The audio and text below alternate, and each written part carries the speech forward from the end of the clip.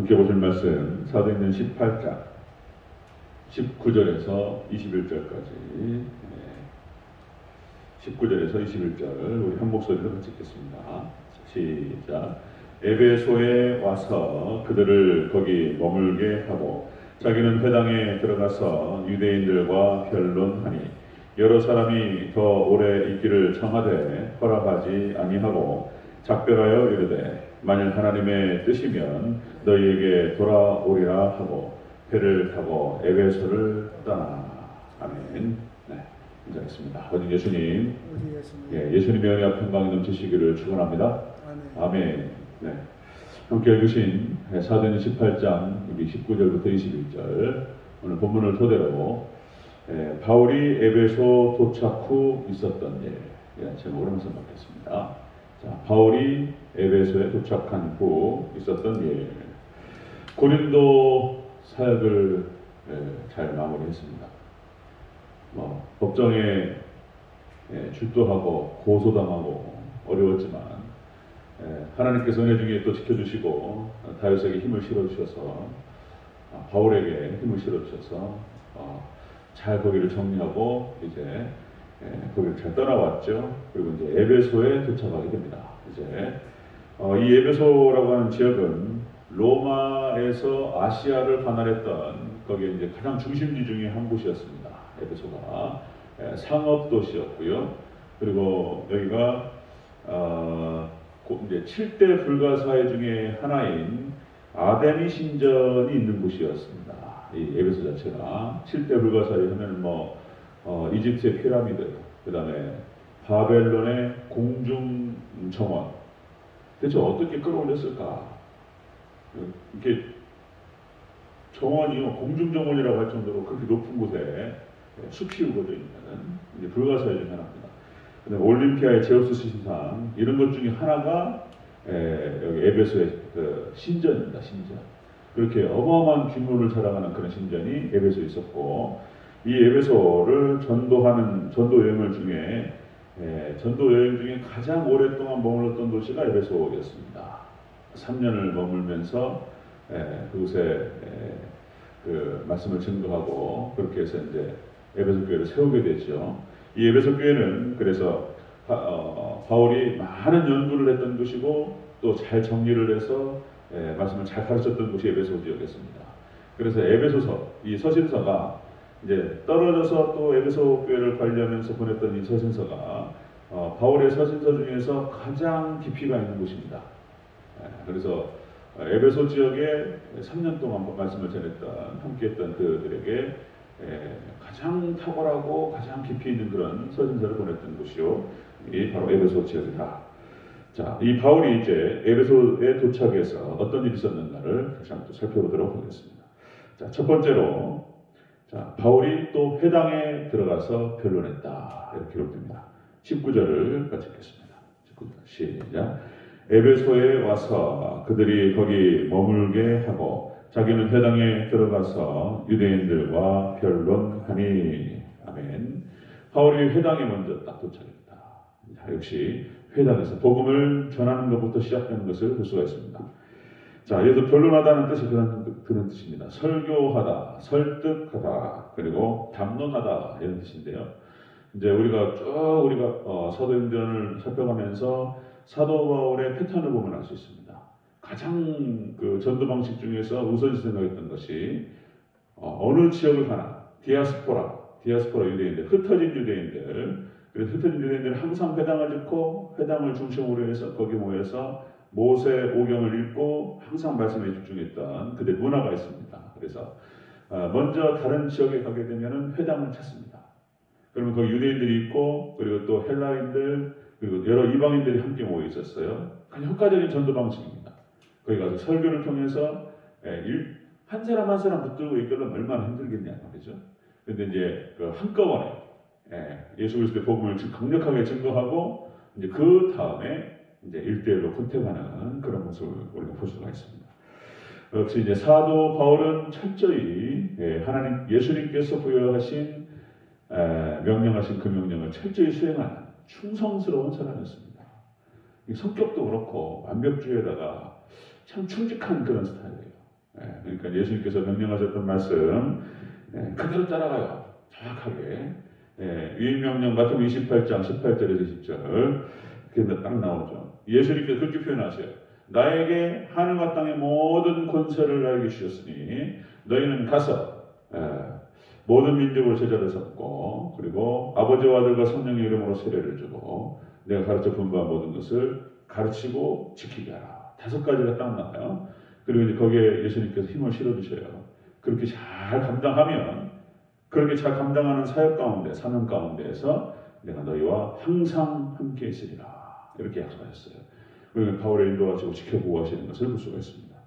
그리고 사도행 1장 8절 역시 이제 그 성령의 인도하심을 그대로 따라가죠. 성령이 너희에게 임하시면 너희가 권능을 받고 예루살렘과 온 유대와 사마리아와 땅끝까지 이르되 증인되리라. 바울의 제자였던 디모데에게 권면하는 모습, 그런 모습이죠. 너는 말씀을 전파하라. 때를 얻든지 못 얻든지 항상 함세라. 마지막 유언이었습니다. 마지막 끝까지 제자였던 디모데에게 그 사역에 충성스럽게 감당할 것을 권면하고 그리고 사도 바울은 그렇게 순교당하게 되죠. 그런 사도 바울의 전체 삶, 예수님을 만난 이후로 그렇게 하나님께 가는 그날까지 충성스럽게 살아갔던 사람이 바울이었다. 자, 에베소에도 똑같은 방식이 나타납니다. 에베소에 도착한 후에 첫 번째로 갔던 것이 회당이었고 거기서 예수 그리스도의 복음을 증거했다라고 하는 것입니다. 자, 두 번째 모습을 보겠습니다.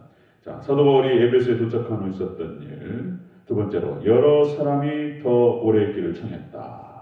복음에 대한 반응이 나타났습니다. 에베소에서 20절을 펼치겠습니다. 시작. 여러 사람이 더 오래 있기를 청하되 허락하지 아니하고. 아멘.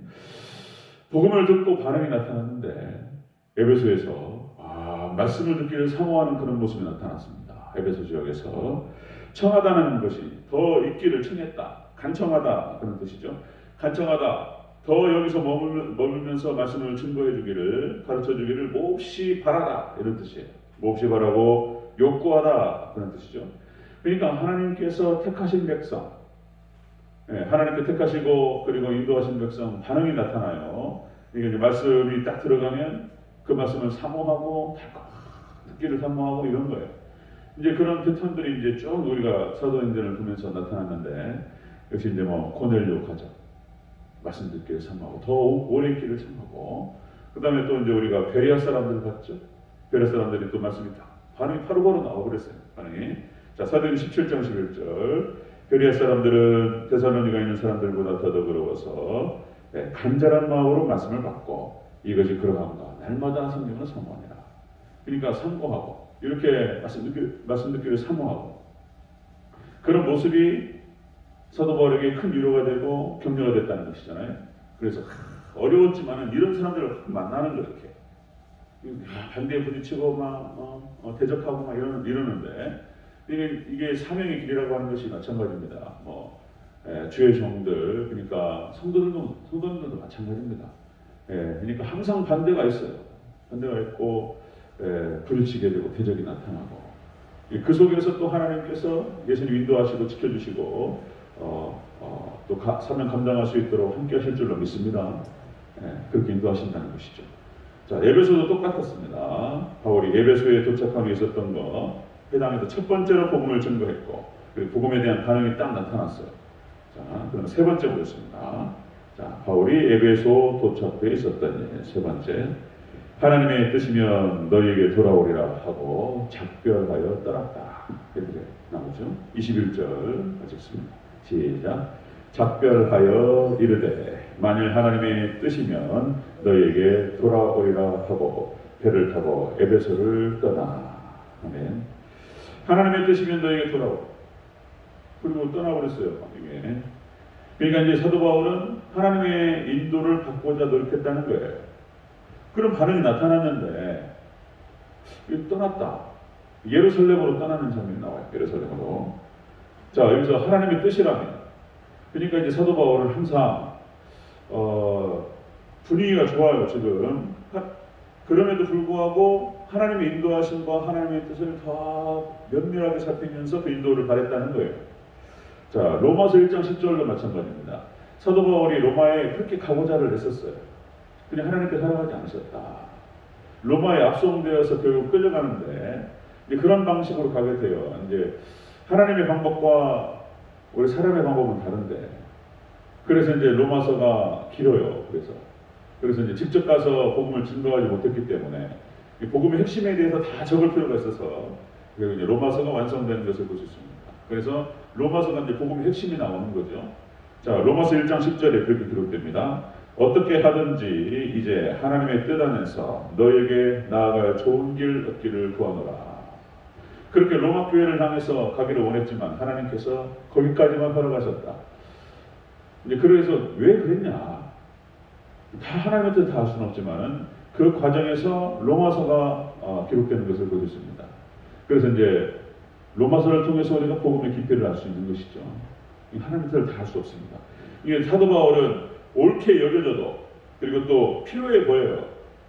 필요해 보이고 옳아 보여요. 그럼에도 불구하고 끝까지 하나님께서 원하시는지, 이것이 하나님의 뜻인지를 확인하고 싶었던 거예요. 자, 그리고 이제 많은 주석가들도 그렇게 표현하는데 왜 굳이 머물기를 에베소에 머물 수 없었냐, 왜 굳이 또 이제 그렇게 다음을 기약하면서 떠날 수밖에 없었냐, 이런 이유가 나오는데요. 그때가 절기였을 것이다. 6월절이라든지 오순절 절기 때 이제 예루살렘으로 다 가는 문화가 있단 말이죠. 거기서 절기를 지키고 내려온다. 에베소에 너무나 반응이 좋았지만 지금 다 올라가야만 하는 그런 상황. 그 다음에 또 한 가지는 예루살렘 교회에 도착을 해서 선교 보고를 하고 했을 것이다. 그래서 고린도가 딱 일단 끝났기 때문에, 그래서 고린도 사역에서의 어떤 성과라든지, 그래서 예루살렘 교회로 올라가서 사도들과 함께 이 얘기들을 나누고 선교 보고를 하고, 항상 이런 어떤 이방인 선교와 중앙에 있는 예루살렘 어떤 그 교회와 연결을 지어서 유대 관계를 계속 유지하려고 했을 것이다. 그리고 또 한 가지는 이제 고린도 사역이 끝남으로 인해서 이제 서원이 끝났다. 그러니까 이제 충성스럽게를 감당했고, 그래서 머리를 자르고 그걸 통해서 하나님께 어떤 서원 제사를 드리려 했을 것이다.